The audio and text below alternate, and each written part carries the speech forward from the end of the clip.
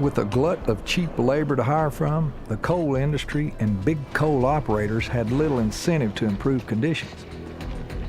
Miners lived in company-owned houses, shopped in company stores using company-issued credit, and signed contracts swearing they would never join the union. It was just an autocracy. The whole machinery in southern West Virginia was under the thumb of the large capital combines that had come into West Virginia, taken over.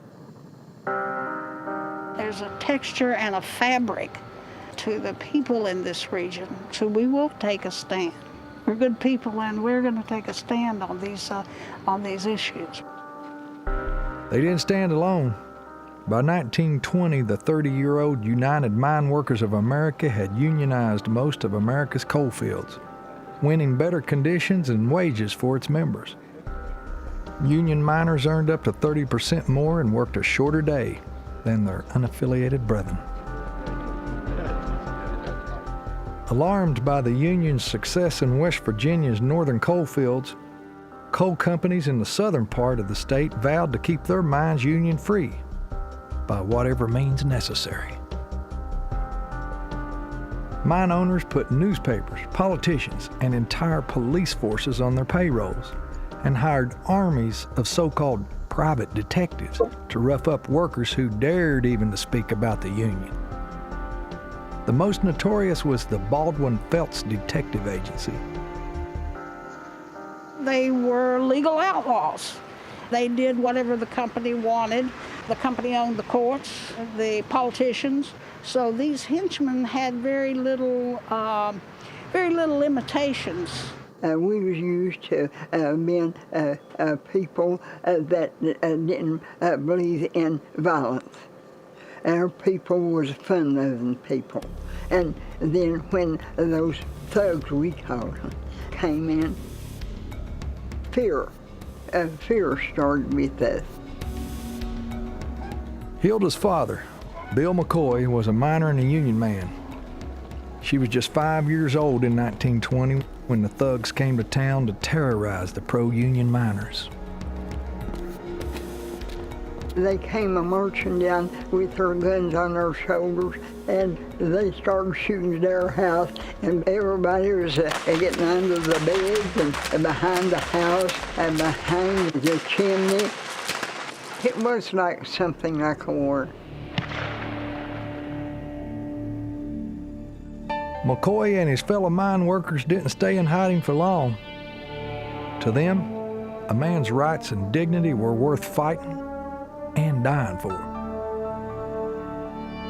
Few men embodied that belief more than Sid Hatfield, the pro-union sheriff of the rough and tumble coal mine town of Matewan in non-union Mingo County. He was a rough guy, raised rough. He had worked in the coal mines, but very briefly. It is very probable that he killed several people outside of this gunfight, and that he was a very rough mountain man in the Hatfield-McCoy tradition. On May 19, 1920, 13 Baldwin Felts detectives arrived in Matewan on the morning train. They had orders to evict union miners' families from company-owned housing. Mission accomplished.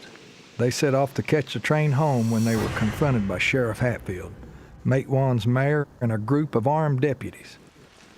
Hatfield threatened to arrest the detectives for bringing guns into his town. The Baldwin Felts is saying, hey, we're the law, we're here legally, we've got warrants. And Sid is saying, yeah, I'm the law here, and you can't have these guns. So just given human nature, I think there was nowhere else to go but a gunfight.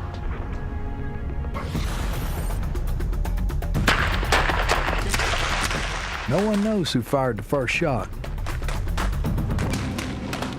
But within seconds, 7 Baldwin Felts detectives were dead, as was Matewan's mayor, a deputy, and a bystander.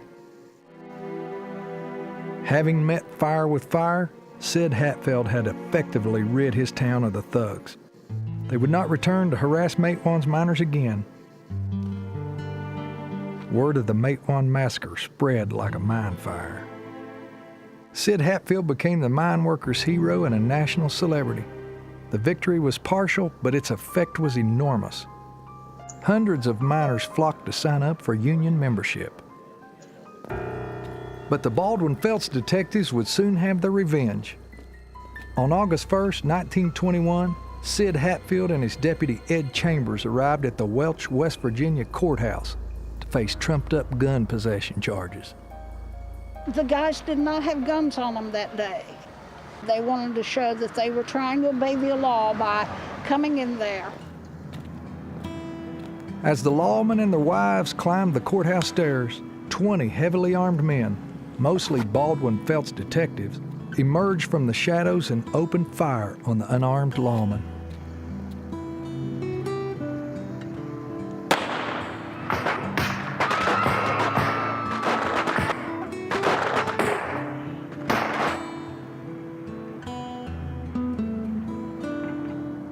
It seems that Sid may have had as many as 17 bullets in him, and Ed 14, bad enough that they weren't able to embalm him. No one was ever charged with the cold-blooded murders.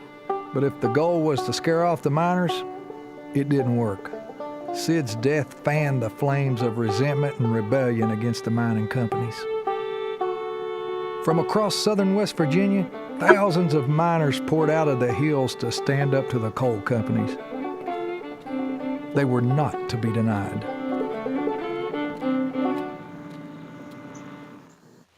In the summer of 1921, the brutal slaying of Matewan Sheriff Sid Hatfield and Deputy Ed Chambers ignited the long smoldering hatred between the coal miners of West Virginia and the mine operators. The mine workers' hero, Sid Hatfield, was dead. But as cries for a mass uprising reached fever pitch, a new leader emerged from their ranks, 29-year-old champion coal loader, Bill Blizzard. Bill Blizzard had some serious arms and chest on him. The man could load some coal. And in that era, in that time, that was like a sports hero, you know? And that's how he started working his way up through the ranks of the union. The men knew him. And they knew that he was loyal to them. They knew that he would do anything for them. He had a reputation, you know, fight at the drop of a hat. And sometimes you didn't have to drop the hat.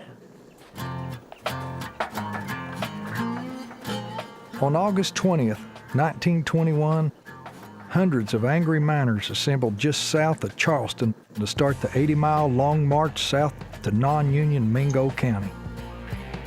Their objective? Break the big coal company's stranglehold on miners' rights and unionize the coal fields of southern West Virginia.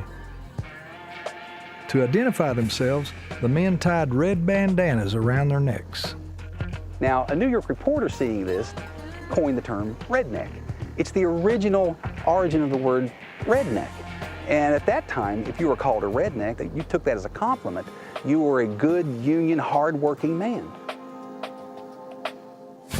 Miners joined the march from all directions.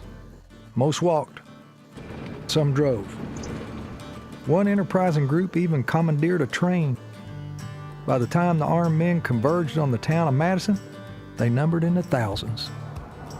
This is where the miners finally met up from those coming from the Charleston area out this way, and met up with those coming on the train that they had commandeered coming this way.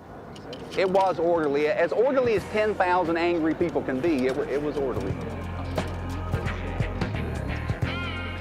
They were 50 miles from Mingo County, their destination. The Redneck Army would have to cross the desolate mountain range that served as the dividing line between Union and non-Union counties. Also standing in their way was Logan County Sheriff Don Chafin. Chafin, who was in the coal company's pocket, assembled a militia of 3,000 deputies and private security guards to keep the rising tide of marchers from crossing the border into Logan County.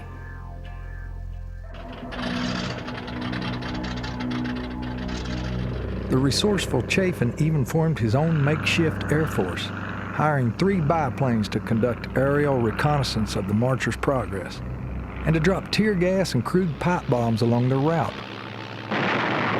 One fell into the backyard of 10-year-old Margaret Hager's family. They were trying to get the Union Hall.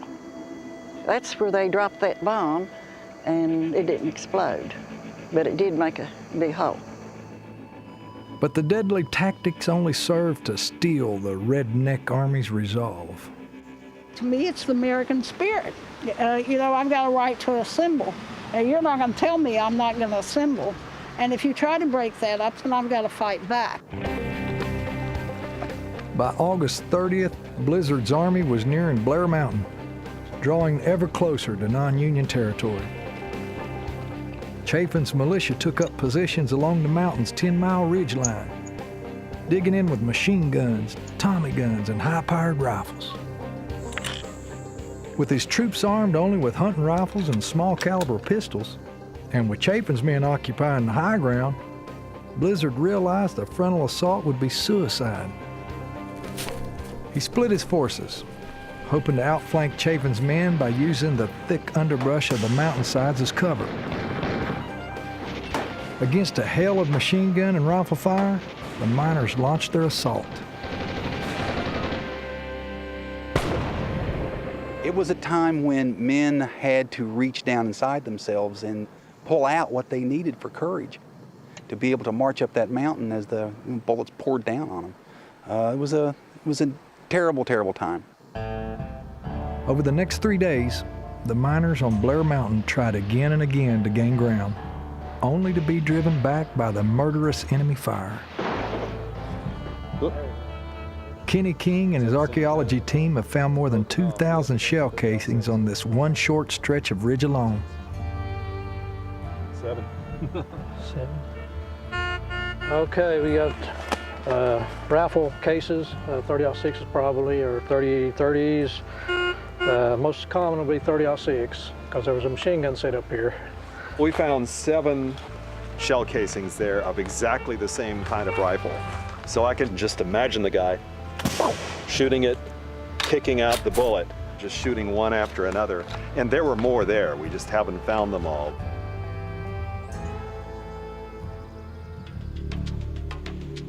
On September 1st, after 3 days of intense fighting, President Warren Harding dispatched 2,100 National Guard troops to West Virginia to quell the violence. With federal troops on the way, Bill Blizzard finally ordered his men to stand down. I think my father realized that he was simply outgunned so much he was going to lose an awful lot of good coal miners.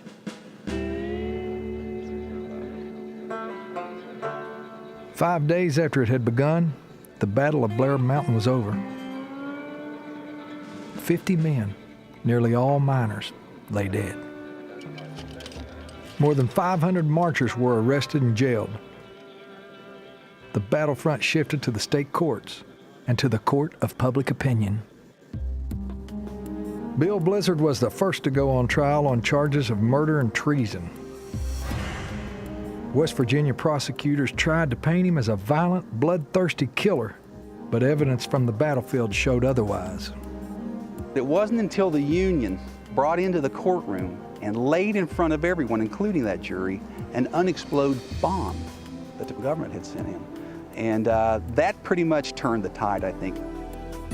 After 8 days of deliberation, the jury reached its verdict: not guilty. My father was sitting beside me. He jumped straight up in the air and hopped up on a table right in front of me.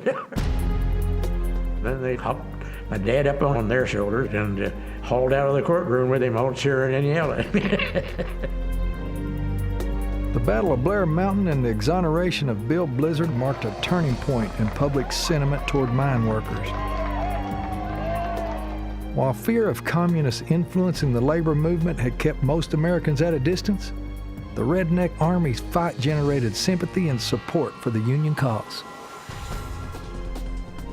Well, they did right. You have to stand up. You may not win, but you have to stand up.